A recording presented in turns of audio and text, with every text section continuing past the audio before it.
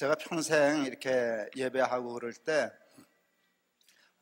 두 번의 경험이 있는데 그 두 번의 경험은 예배를 그칠 수 없는, 도저히 예배를 끝낼 수 없는 그 경험을 꼭 두 번 해봤습니다. 한 번은 밴쿠버에서, 한 번은 토론토에서였습니다.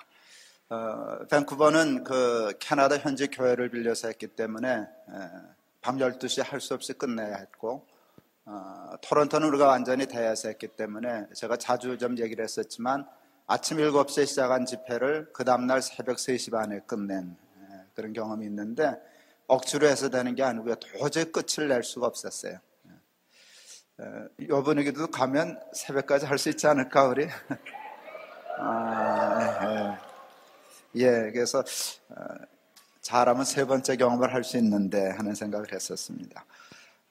우리 이 예배를 위해서 정말 많은 사람들이 수고를 해줬어요.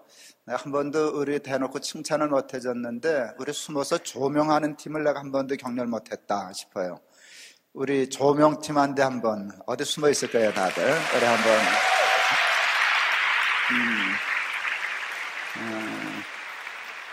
혹 아시죠? 우리 음향은 최고라는 거. 이보다 더 좋은 데 있으면 그건 잘못된 거예요.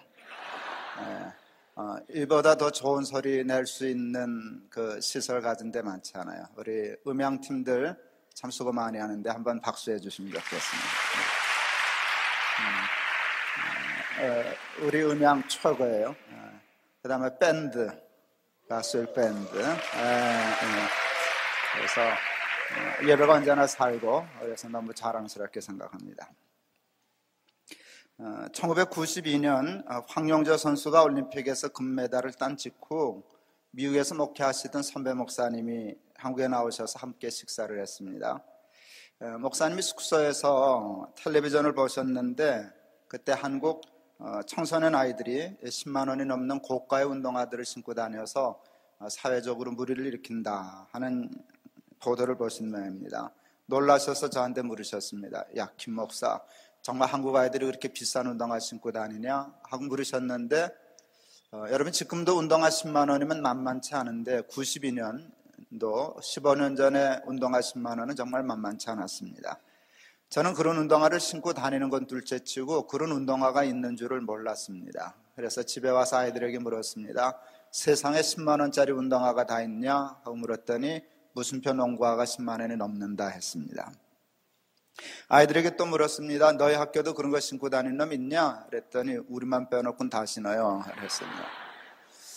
왜 사달라 그러지 않았냐? 사달라 그래봤자 안 사주실 텐데요. 그래서 많이 웃었습니다. 아이들에게 그런 신발 사달라고 조르지 않는 거 감사하다고 편지를 써서 보냈습니다. 그러면서 그 아이들에게 왜 그런 운동화를 신으면 안 되는가를 설명해 주었습니다. 답은 아주 간단했습니다. 쓸데없다.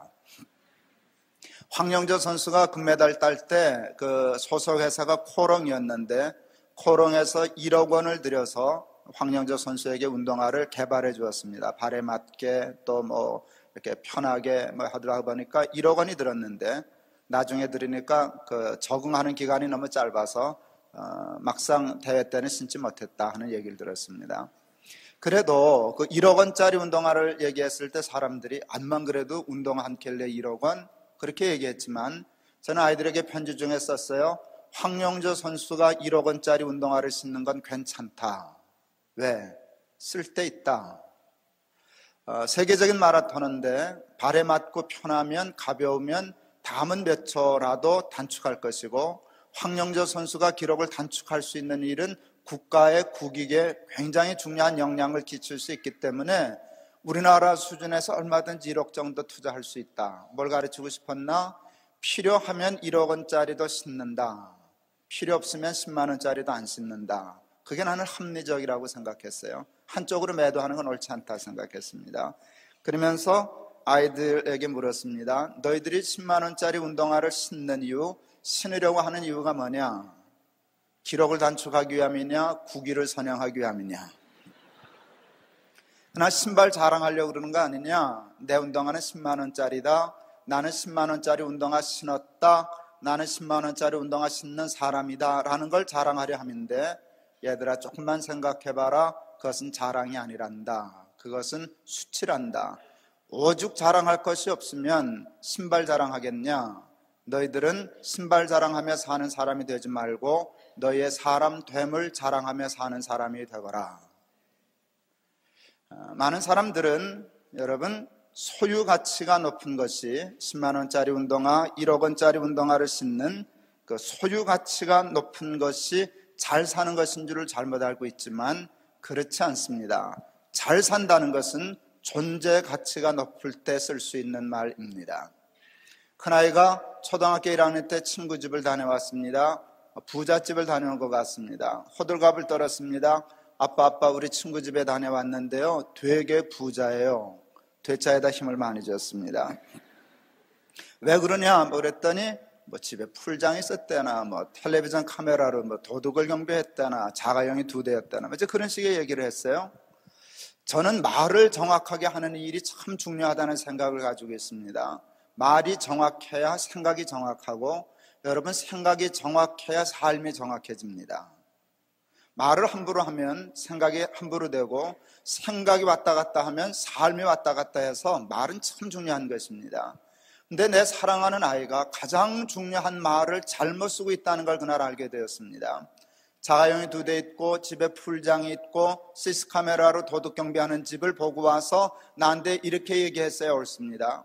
아빠 우리 친구 집 갔다 왔는데 되게 부자예요. 이렇게 얘기했어요. 옳습니다. 근데 우리 아이는 그 집을 부자라고 표현하지 않고 잘 산다라고 표현했습니다. 우리가 늘 보편적으로 쓰는 말인데 치명적으로 잘못 쓰는 말입니다. 부자 좋아요, 나빠요? 정직하게 얘기해요. 괜찮으니까.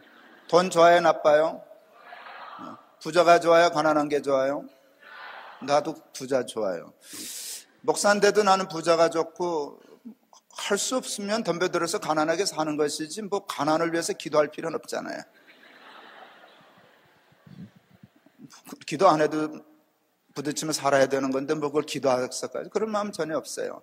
그러나 돈은 좋지만 부자 되는 건 나쁜 거 하나도 없지만 여러분 분명한 것은 부자는 부자고 잘 사는 건 잘 사는 것이라는 것이에요. 부자이기 때문에 잘 살 수는 없어요. 왜냐하면 잘 사는 것은 소유 가치가 높아지는 것이 아니라 존재 가치가 높아지는 것이기 때문이에요. 여러분 예수를 믿으면 존재 가치가 높아지나요? 소유 가치가 높아지나요? 예수 믿는 사람이 부자인가요? 안 믿는 사람이 부자인가요? 대답해요. 예수 믿는 사람이 부자예요? 안 믿는 사람이 부자예요? 사람 나름입니다. 예수 믿는 거하고 별로 관계 없습니다. 예수 믿는 사람 중에 부자 있습니다. 예수 믿는 사람 중에 가난한 사람 있습니다. 안 믿는 사람 중에 부자 있습니다. 안 믿는 사람 중에 가난한 사람 있습니다. 믿느냐 안 믿느냐를 가지고 부자냐 가난하냐는 원칙적으로 선이 그어지지 않습니다. 그러므로 예수 믿으면 부자 된다는 말은 엄밀히 얘기하면 사실 아닙니다. 그건 일종의 이렇게 얘기해도 되나 모르겠는데 제가 보기에는 일종의 사기에 가깝습니다. 정말 사기에 가깝습니다. 왜냐하면 예수 잘 믿어도 가난할 수 있다는 건 숨겼기 때문에 그럴 가능성이 있지만 예수 믿어야만 부자 되나? 안 믿는 사람 중에 부자 얼마나 많은데 예수 믿으면 부자 된다는 말은 그건 성립이 사실은 안 됩니다. 그런데 여러분 예수 믿으면 존재 가치가 높아져서 잘 사는 것은 틀림없습니다. 예수 안 믿고 부자가 될 수도 있지만 예수 안 믿고 잘 살 수는 없습니다. 제가 나중에 조금 더 설명하려고 합니다. 잘 살고 못 사는 것의 문제는 소유 가치의 문제가 아니라 존재 가치의 문제입니다. 소유 가치가 높은 사람이 잘 사는 사람이 아니라 존재 가치가 높은 사람이 잘 사는 사람입니다. 존재 가치는 예수 안 믿고는 높아질 길이 없습니다. 모든 존재의 가치는 존재 목적에서만 옵니다. 원칙입니다. 이 마이크의 존재 가치는 마이크의 존재 목적으로부터 말미암습니다. 마이크의 존재 목적은 뭘까요? 작은 목소리를 크게 확성하는 것입니다. 그 목적대로 존재하고 있나요? 그러니까 가치 있죠? 이게 고장나서 목적은 작은 목소리를 크게 확성하는 것인데 소리가 안 난다, 존재와 목적이 일치하지 않는다, 그걸 우리는 그냥 쉽게 고장났다 그럽니다. 그럼 가치가 있나요? 고장난 마이크는 강냉이밖에 안 바꿔줍니다. 가치가 없어집니다. 모든 존재의 목적은 원칙입니다. 목적대로 존재할 때 가치가 생깁니다. 김동호의 소유 가치는 시계가 얼마짜리냐, 집이 몇 평이냐, 강남에 사냐, 강북에 사냐, 이런 걸 다 따지겠지만 김동호의 존재 가치는 그런 데서 생겨나는 게 아닙니다.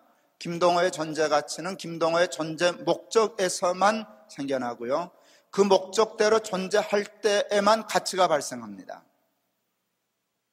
여러분도 마찬가지입니다.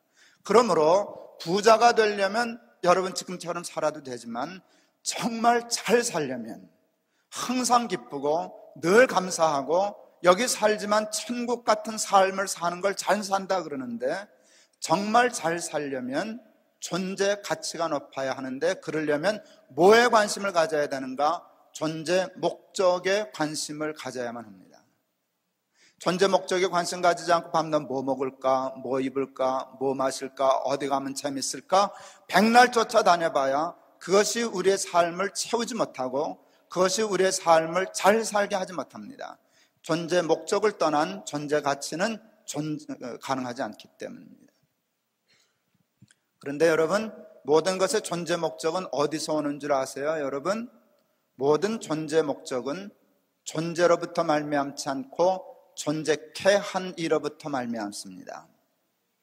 마이크 스스로 어떤 목적을 가지고 태어나는 마이크는 없습니다. 마이크의 존재 목적은 마이크가 만듭니까? 마이크를 만든 사람이 만듭니까? 좋은 말로 할 때 대답해요. 마이크가 만들었어요? 마이크를 만든 사람이 만들었어요? 이 스피커는요? 이 보면대는요? 이거는요? 누구시죠? 하나님. 그러니까 내가 김동호라는 존재가 잘 산다는 것은 내 뜻대로, 내 마음대로, 내 욕심대로 사는 것이 잘 사는 걸까요? 아버지의 뜻, 하나님의 뜻대로 사는 것이 잘 사는 것일까요? 하나님을 제외시키면 잘 살 길이 무너집니다. 하나님 없이 부자 될 수 있습니다. 하나님 없이 세상적인 성공 얼마든지 할 수 있습니다. 그러나 하나님 없이 절대로 잘 살 수 없습니다. 존재의 근원이 무너졌는데, 존재의 목적이 없어졌는데 잘 살 수 없습니다. 청년 때 감동적으로 본 영화 중에 마이웨이라고 하는 영화가 있습니다. 영화의 주인공은 마라톤 선수였습니다. 세계 선수권인지 올림픽인지 하는 세계 선수권급 마라톤에서 우승한 경력을 가지고 있는 사람입니다. 그는 마라톤을 좋아하고 사랑하는 것 같아요. 아들 셋이 있었는데 아들 셋 중에 하나라도 마라톤 대를 이어주기를 바랬지만 아들 중에 한 명도 마라톤을 하지 않았습니다. 제가 기억하기로는 수영 선수, 단거리 선수, 사이클 선수 이렇게 됐던 것 같은데, 정작 아들이 마라톤을 해주지 않자 50이 넘어선가 나이 들어서 주인공이 다시 도전합니다. 그동안 마라톤을 떠나 있었는데 다시 옛날 코치를 불러서 훈련받고 연습해서 그 경기에 출전하는 것이 그 영화의 클라이막스입니다.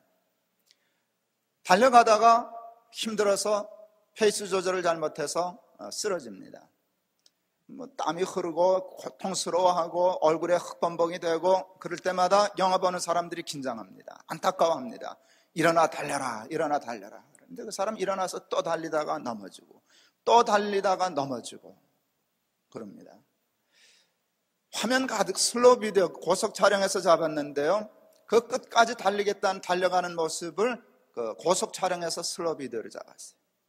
얼굴 표정에는 고통이 역력해요. 그러나 끝까지 표대를 향하여 달려갔다는 집념이 가득해요. 그때 그 유명한 프랭크 시나트라가 부른 주제가가 흘러나오는데 그 감동은 평생 잊을 수가 없었어요. 그때 제가 영화를 보면서 여러분 나이 때쯤 됐을 싶은데 속으로 소리를 질렀어요. 저것이 인생이다. 인생은 경주할 때 아름답다. 제가 그래서 청년들을 제일 먼저 쓴 책 중에 하나가 경주하는 삶이 아름답다라는 책의 제목은 그렇게 해서 생겨났습니다. 나는 이때껏 살면서 그렇게 아름다운 장면을 본 일이 별로 없었어요. 양치는 언덕 소설을 읽다가 십자가에 무릎 꿇고 고개 숙인 료이치의 모습을 봤을 때 감동, 그 다음에 마이웨이라고 하는 영화를 볼 때 쓰러져도 또 달리고 쓰러져도 또 달리고 하는 그 장면, 평생에 잊을 수 없는 감동적인 장면 중에 하나였어요. 인생은, 사람은 경주할 때 아름답다 하는 걸 알게 되었어요. 청소년 때 성탄절에 카드 몇 장 사는 게 경제적으로 부담이 되는 삶을 우리는 살았어요. 카드를 여유 있게 살 수 없어서 정말 꼭 보낼 때만 몇 장 사서 보냈는데, 그때 우리들에게 참 인기가 있는 크리스마스 카드는 인쇄된 것이 아니라 그림 잘 그리는 아이들이 직접 그려서 만든 카드였어요. 그때 우리들이 제일 선호했던 그림 중에 하나는 낙엽이 우수수 떨어진 나무가 한 그루 있고, 꼭 낙엽이 다 떨어졌어야 돼. 그리고 남자든 여자든 관계없지만 꼭 한 사람이어야 하고, 꼭 코트를 입어야 되고, 깃은 반드시 올라가 있어야 되고, 고개는 반드시 숙여야 하고, 손은 주머니에 푹 찔러 넣고 있어야 되고, 그리고 터벅터벅 걸어가는 그림이었어요. 발자국도 그려져 있어요. 그리고 글 중에 나그네, 방랑자, 와, 근사해. 이게 우리들이 제일 좋아하는 취향의 그림이었어요. 나그네, 방랑자, 그게 참 근사했는데요, 마이웨이라는 영화를 보고 저것이 인생이다, 인생은 경주할 때 아름답다 라는 감동을 받은 후에 나그네, 방랑자, 그게 우리의 인생일 수는 없다 하는 생각을 했어요. 하나님을 모르면, 하나님을 몰라도 할 거 많아요. 뭐든지 다 할 수 있어요. 그런데 하나님을 알지 못하고 믿지 못하면 절대로 인생을 경주할 수 없어요. 최희준 선생이 유명한 히트곡을 냈어요.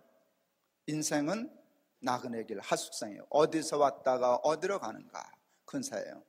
김상진이라는 가수가 있었는데, 제목도 잘 모르고 가사 잘 모르는데 그 중에 이런 가사가 있었어요. 이리 가면 충청도 길, 저리 가면 전라도 길, 이리 갈까 저리 갈까 차라리 돌아갈까. 여러분, 그 그림하고 이리 갈까 저리 갈까 차라리 돌아갈까 하고 왔다 갔다 거기 푹 주고 하는 그 그림하고, 마이웨이, 저기를 향하여 넘어져도 또 달려가고 넘어져도 또 달려가겠다라고 하는 그 그림하고는 달랐어요. 그런데 인생을 저처럼 성실하고 아름답고 감동적으로 살기 위해서 꼭 필요한 것은 표태였어요. 하나님을 알지 못하는 사람들은 자기가 누구인지를 몰라요. 장로교의 시조는 요한 칼빈 선생이에요. 칼빈 선생이 26살 때에 기독교 강요라고 하는 기가 막힌 책을 썼어요. 기독교 강요는 우리 장로교 신학을 하고 장로교를 하는 사람들의 바이블 다음으로 하는 텍스트북과 같은 것이에요, 장로교에. 근데 여러분, 요한 칼빈의 기독교 강요 1장 1절이 뭔지 아세요? 하나님을 아는 지식과 자기 자신을 아는 지식은 동일하다. 하나님을 알지 못하고 다른 거 다 알 수 있어요. 그러나 하나님을 알지 못하면 내가 누구인지를 알 수가 없어요. 내가 누구인지, 어디서 왔는지, 어디로 가야 하는지를 알지 못하기 때문에 하나님을 알지 못한 사람들의 인생은 당연히 논리적으로, 철학적으로 나그네, 방랑자일 수밖에 없어요. 그리고 그것을 미화할 수밖에 없어요. 시적인 것처럼, 철학적인 것처럼, 근사한 것처럼 하지만 얼마나 인생이 험하냐. 생명 걸고 달려갈 만한 표대가 없는, 넘어져도 또 달려가야 할 표대가 없는 인생, 그게 뭐 그렇게 잘 사는 인생이겠냐 하는 것이. 제가 이 두 얘기에서 얘기한 가장 중요한 것은, 인생에 있어서 가장 중요한 것은 존재의 목적인데, 존재의 목적은 존재케 하신 하나님을 배제해 놓으면 도저히 찾을 수 없는 것이다. 리 워렌 목사님이 세계적인 베스트셀러를 썼어요. 목적이 이끄는 삶. 목적이 이끄는 삶. 정말 기가 막혀요. 목적이 우리의 삶을 이끌 때 우리의 삶은 같이 있어지고 아름다워진다는 것이에요. 그런데 목적이 우리의 삶을 이끌지 못하면 뭐가 우리를 끄는 줄 아세요? 욕심이 이끄는 삶. 내가 나를 끌고 갈 때 이리 갈까 저리 갈까 차라리 돌아갈까 방황할 수밖에 없단 말이죠. 하나님을 믿는 사람들 중에도 가난할 수도 있어요. 하나님을 믿는 사람들 중에도 병들어 약할 수 있어요. 세상에 실패할 수도 있어요. 그러나 하나님을 정말 믿는 사람은 이걸 알아요. 내가 누구인가를 알고요, 어디서 왔는지를 알고요, 어디를 가야 하는지를 알아요. 예수를 잘 믿는 사람들이 가장 중요하게 생각하는 게 뭔지 아세요? 콜링이라는 것이, 콜링, 소명이라는 것이, 거기에 관심을 가져요. 내 소명이 무엇이냐, 하나님은 나를 이 땅에 무엇을 위하여 부르셨는가, 그것을 찾아요. 그것을 깨달아요. 그러고는 뒤도 돌아보지 않고 달려가요. 넘어지죠. 그러면 또 일어서요. 넘어지지만 또 일어섰어요. 그게 인생이고 그게 신앙생활인데, 하나님 없이는 그것이 불가능해요.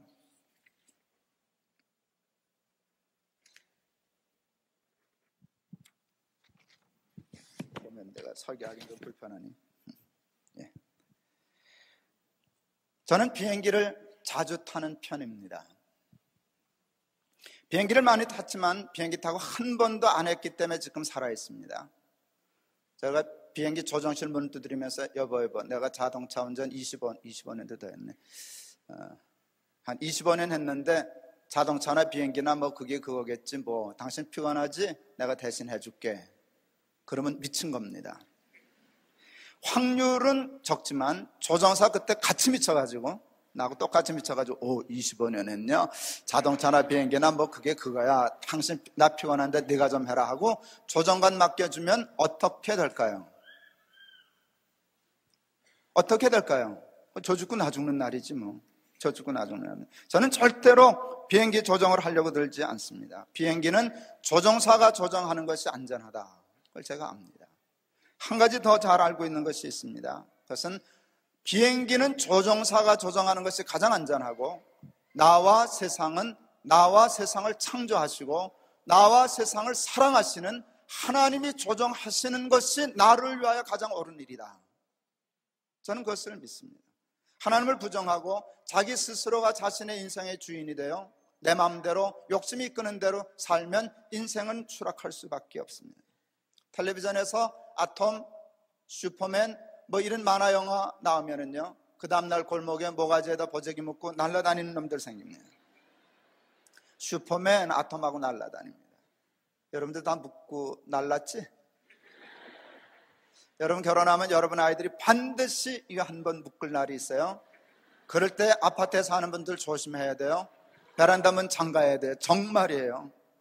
우리 교회 청년 조카아이가 벌써 우리 교회 시작해서 첫 번째 들은 얘기인데, 3살 때, 만 3살, 우리나라 나이로 4살 때 슈퍼맨 이거 보고 3층에서 날랐어요. 이거 묶고. 그런데 밑에 나무에 걸려서 살았어요. 이게 3살짜리가 나니까 이게 나무가 받아준 거예요. 내가 날랐으면 죽는 건데. 근데 이 자식이 응급실에서 깨어났는데 정말 하나님의 은혜로 기절만 하고 한 군데도 다치질 않았어요. 기절했다가 깨어나면서 한 말이 뭔지 아세요? 왜 난 안 날지? 그러고 계세요. 제가 안 날았나 못 날았지. 미숙과 성숙을 얘기하는데, 모르는 것을 모르면 미숙이고 모른다는 것을 알면 성숙이에요. 어른들, 성숙한 어른들은 아톰, 슈퍼맨 봐도 이거 안 묶어요. 묶으면 죽는다는 거 알아요. 그거는 그거 알아요. 나폴레옹이 아주 유명한 얘기를 했어요. 내 사전엔 불가능이란 없다. 저는 그 말을 어떻게 해석하나? 나는 아톰이다. 뭐 나는 아톰이라는 놈이나 내 사전엔 불가능이란 없다는 분이나 그놈이 그분의 수준이. 제가 나폴레옹 살던 프랑스 파리 궁전도 가봤어요. 처음에 여러 번 갔는데, 처음 갔을 때 샅샅이 봤더니 그걸은 초상화가 방마다 잔뜩 그려져 있었어요. 큰 유화로. 그때 내가 자세히 봤어요. 그걸은 모가지에다 보재기 묶고 다녔대.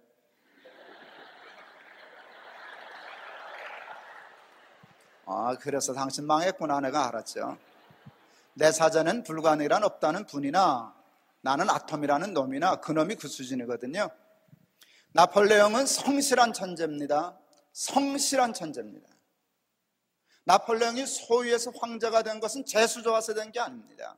그의 능력입니다. 그건 인정합니다. 그러나 인간의 능력은 인간의 한계를 넘어설 수 없습니다. 인간 중에는 최고라고 할 수 있지만 불가능이란 없다는 것은 신의 영역으로 넘어간 것입니다.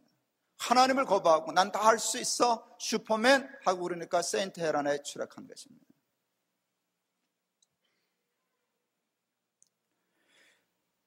하나님은 아담과 하와에게 선악과를 따먹지 말라고 말씀하셨습니다. 선악과 따먹으면 정령 죽으리라. 그 말씀을 하시는 순간 두 가지 길이 나타났습니다. 하나는 생명의 길, 하나는 사망의 길입니다. 그것은 이것을 의미했어요. 너 어떤 식으로 살래? 내 마음대로 살래? 내가 말하는 대로 살래? 나를 하나님으로 인정하고 내 조정을 받을 거야? 내가 하나님이 되어 스스로 내 인생을 조정하며 살 거야? 하나님 간단해요. 나를 하나님으로 인정해라. 내가 만들었단다. 나를 믿고 말씀대로 이해가 되든 안 되든 순종하여 살면 더 잘 산다. 그러나 내가 내 삶의 주인이 되어 내 마음대로 살면 좋을 것 같지만 정령 죽으리라 라고 말씀하셨어요. 서구에는 사탄교라고 하는 교가 있습니다. 토론토에서 신학을 한 전도사님이 저와 함께 있을 때 인턴으로 있었는데 토론토를 다녀오면서 방학 동안에 얘기했어요. 목사님, 토론토에 사탄교가 있는데요, 혹시 사탄교 바이블 한번 보고 싶지 않으세요? 궁금하더라고요. 사탄교 바이블이 있어요. 야, 그거 하나 구해오나 그랬더니 가져왔어요. 그걸 이사단에다 어디다 잃어버렸어요. 첫 장 벌고 덮었어요. 사탄경, 사탄교 바이블 1장 1절. 내 삶의 주인은 너 자신이다. 아, 그놈이 아직도 있구나 하고 덮었어요. 아담과 하와에게 선악과를 따먹으면 내가 하나님이 되리라, 내가 하나님이 되리라 라고 유혹해서 결국은 따먹게 했던, 내 인생은 내 거예요, 내가 내 삶의 주인이에요, 난 내 마음대로 살아야 해서 원죄를 짓게 했던 사탄은 오늘도 우리들에게 내 삶의 주인은 너 자신이다 라고 유혹하고 있어요. 네, 여러분, 청년들에게 가장 매력적인 사상, 이 뭔지 아세요? 주체 사상. 내 삶의 주인은 너다. 이게 얼마나 매력적이에요. 북한을 몇 번 갔었는데 북한 가면 안내하는 사람이 따라붙어요. 예. 몇 명이 가든 두 명이 따라붙는데요, 두 명이 서로 다른 기관에서 나온 사람이에요. 몰라요. 두 사람이 우리를 감시하고 두 사람이 서로를 감시해요. 한 기관에 나오면 우리 둘이 또 짝짝꿍이 될까봐 그걸 못 믿어서 또 갖다 붙여놓은 거예요. 그런데 말이 안내원이지 사실은 감시원이거든요. 어느 정도로 감시하나, 우리가 고려 호텔에서 저기 있다가 숙소를 다 배정하니까 아무개 목사가 몇 호실에 있지? 우리끼리 얘기했어요. 금방 전화 왔어요. 몇 호실에 있습니다. 그러고 왔어요. 우리는 아직도 그 이유를 잘 모르겠어요. 언급결에 실수한 건지, 듣고 있으니 조심하라 워닝을 준 건지, 하여간 얼마나 배 잡고 웃었는지 몰라요. 우리는 그러면 다 알고 있으니까 일부러 들으라고 그냥 막 해야 되는 거죠. 일부러. 모르면 당하지만 알면 지가 당하는 거잖아요. 그만큼이에요. 여러분, 어디 다니다가 우리 점심에 옥류관 가서 냉면 먹읍시다, 이게 안 돼요. 그렇게 하면 그 다음날 계획해져요. 왜요? 우리가 들어갈 방 자리를 얻어야 되고 거기는 도청이 돼 있어야 되고 다 준비가 돼야 되니까 한 번에 가는 법이 없어요. 그만큼 뭘 안내야 감시원이죠. 그래도요, 재밌는 건 일주일 정도 같이 다니면 친해져요. 정이 들어요. 사람이란 건 참, 우리도 그 사람 좋아하게 되고 그 사람도 우리를 좋아해서 조금씩 마음이 열려요. 어느 날 김일성 대학 교수 출신인지 하여간 되게 그런 똑똑한 사람만 오는데 좀 친해졌다고 버스에서 나한테 이렇게 얘기했어요. 사실 뭐 깊이 들어가 보면 우리 어버이 수령님의 주체 사상이나 기독교 사상이나 비슷하죠 뭐. 그래서 속으로 내가 봐라 그래, 갖다 붙일 거 갖다 붙여야지. 주체 사상이 뭐예요? 내 삶의 주인은 너 자신이다라고 하는 거는 사탄경 1장 1절이라고요. 뭐 그때 그거 가지고 싸우고 논쟁할 수 없어서 피 굽고 말았어요. 여러분, 주체 사상은 김일성의 사상뿐만 아니라 우리 청년들을 가장 매력적으로 이끄는 사상 중에 하나인데 그것은 사망의 사상이고 신앙이에요. 불교는 인간적으로 볼 때 참 매력적인 종교입니다. 기독교와 불교를 놓고 보면 인간적으로 제가 볼 때는 불교가 뭐 개인 취향에 따라 다르겠지만 불교가 상당히 매력적입니다. 불교는 우리 기독교보다 훨씬 폭이 넓고 너그럽습니다. 성탄절이 되면 사찰 입구에 써붙입니다. 기쁘다 구주 오셨네. 사람들 까무러쳐요. 와, 저렇게 대단해. 여러분이라면 그거 듣고 우리는 안 갖다 붙여요. 참 억울해 죽게. 얼마나 저는 그건 못 갖다 붙이거든요. 석가탄일에 기쁘다 부처님 오셨네. 이거는, 그러니까 내가 봐도 저들은 얼마나 근사한 게임을 하고 있고 나는 얼마나 옹졸한 게임을 하고 있느냐. 그래도 그거는 양보할 수 없어요. 불교의 가장 기본적인 사상이 뭔가 하면 내가 부처다라는 사상이거든요. 여러분, 타협하고 인정하고 할 수 있는 사상의 한계가 있는데, 여러분, 내가 부처라는 사상과 하나님이 주인이시다라는 그 신앙이 한 자리에서 만날 수는 없어요.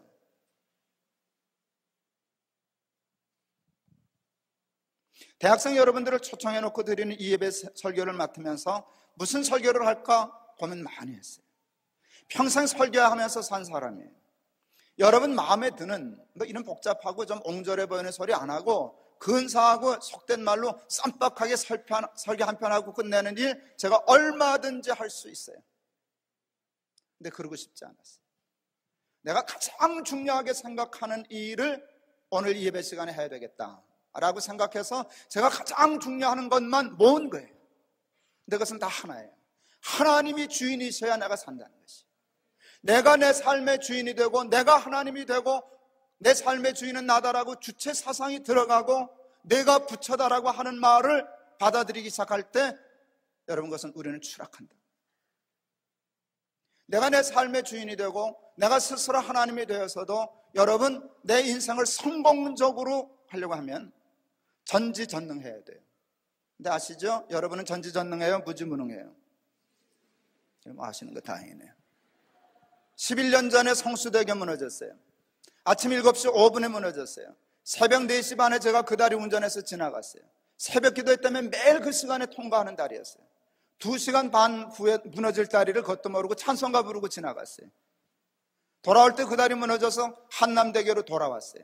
한남대교 차 올라섰을 때 핸들 잡은 손이 부들부들 떨렸어요. 야, 이것도 무너지면 어떡하나, 나 수영도 못하는데. 그러고 지나갔어요. 우리 어머니 지금 88 되셨어요. 어머니 모시고 있어요. 제가 문효동네 외아들이. 성수대교 무너지는 날까지 제 인사, 어머니 다녀오겠습니다. 성수대교 무너진 다음 날부터 오늘까지 제 인사, 어머니 저 갑니다. 저는 한 번도 다녀오겠습니다라고 인사 안 합니다. 말을 정확하게 해야 된다고 생각한다 그랬잖아요. 그 다음날 다녀오겠습니다라고 얘기하려니까 난 말이 안 되더라고. 갔다 와 봐야 알지, 가는 건 보고 할 수 있지만 오는 건 모르겠다 그 말이에요. 와서 얘기하자 그 말이에요. 그러니까 어머니 저 갑니다, 다녀왔습니다. 여러분들 중에 누구라도 다녀오겠습니다는 말을 책임지고 할 수 있으면 주체 사상 근사하지. 여러분이 부처되는 거 근사하지. 하나님 된들 뭐가 잘못되겠어? 다 하는데. 나는요, 옹졸하다 소리를 들어도, 인기 없어지는 한이 있어도 양보할 수 없는 일은 내가 주인 되면 망한다는 사실을 나는 알고 있어요. 하나님이 내 삶의 주인 되셔야만 되고 있고, 내가 할 수 있는 가장 중요한 일은 하나님 내 삶의 주인이 되어 주시옵소서. 이해가 되면 이해하고 따라가고, 이해가 안 되면 그냥 믿고 따라갈 작정입니다. 하나님은 내 하나님입니다. 하나님은 내 구주이십니다. 하나님은 내 지도자이십니다. 조종사이십니다. 가라 하면 가고 서라 하면 설 것입니다. 사랑하는 여러분, 저는 올해 57이 되었습니다. 만은 아니에요. 만은 56인데 전 만으로 얘기하는 것이 싫습니다. 빨리 더 먹어야 되니까. 그냥 어떤 사람은 만으로 줄 크는데 나는 만 하고 싶지 않아요. 생일 케이크를 누가 가져왔는데 56개 초 가져와서 하나 더 가져와라 그랬죠. 내가 57살인데 왜 56개 갖다 놨냐. 예, 저는 57살의 나이를 인생을 정리하기 시작해야 하는 나이라고 생각하고 있어요. 여러분, 57살 나이는요, 인생의 어떤 면에서 보면 정점이에요. 40대에서 이만한 삶을 이루면 뭐든지 하면 다 할 수 있는 본격적으로 날개 단 나이인데요, 그때 비상하면 안 돼요. 대부분이 썩어요.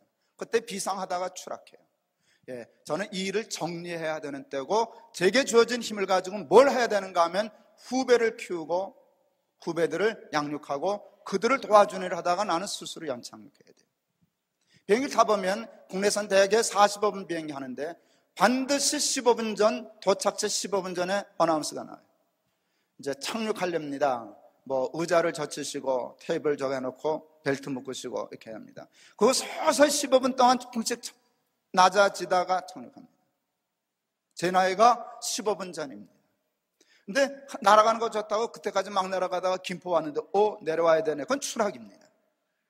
많은 사람들이 자기 인생을 그렇게 시간 조절을 못해서 날아가다가 추락하는 경우가 많고, 그게 한국교회의 리더십 체인지의 큰 근본적인 문제가 되고 있습니다. 저는 뛰어난 사람도 탁월한 사람도 아닙니다. 그 뛰어나지 못함과 탁월하지 못함 때문에 저는 아직도 약간의 컴플렉스를 가지고 있는 사람입니다. 그러나 그럼에도 불구하고 저는 제 실력으로 살 수 없는 삶을 살아왔습니다. 능력 밖의 삶을 살고 있습니다. 저는 정말 제 삶에 일말의 후회도 없습니다. 설마 그러겠지만 일말의 후회가 없습니다. 그래서 자주 얘기하지만 젊은이들 여러분 보는 건 좋아하지만 내가 젊어지는 게 싫습니다. 왜 그런 줄 아세요? 젊어졌다가 여기 올 자신이 없기 때문에. 저는 그만큼 제 스스로 내가 올 수 없는 자리에 왔다, 될 수 없는 삶을 사는 것이다 라고 생각해요. 하나님이 실수하신 것 같아요. 그래도 그건 하나님 책임이니까 나하고 상관없어요. 하나님이 오늘 정신이 번쩍 너가 언제 거기까지 갔냐 그러실까 봐 아주 죽겠어. 야 무르자 넌 여기까지 와야 되는데 여기 너무 지나쳤어 그러실까 봐 아주 조마조마해요. 그래서 미리 다 말을 준비했죠. 하나님 일수 불 테입니다. 몸 불러드립니다. 한 번 뒀으면 사내대장부가 뭐 하나님한테 사내대장부까지 팔아가지고 안 된다 그러면. 나는 빨리 가고 싶어요.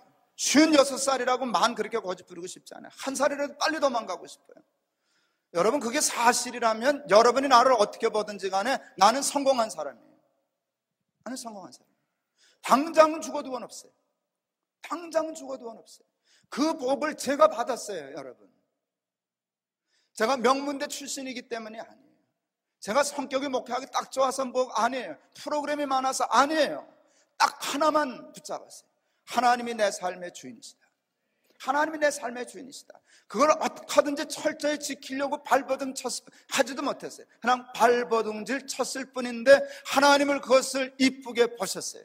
그리고 내가 감당할 수 없는 삶의 축복을 허락해 주셨어요. 저는 청년 여러분들을 보면 너무 좋습니다.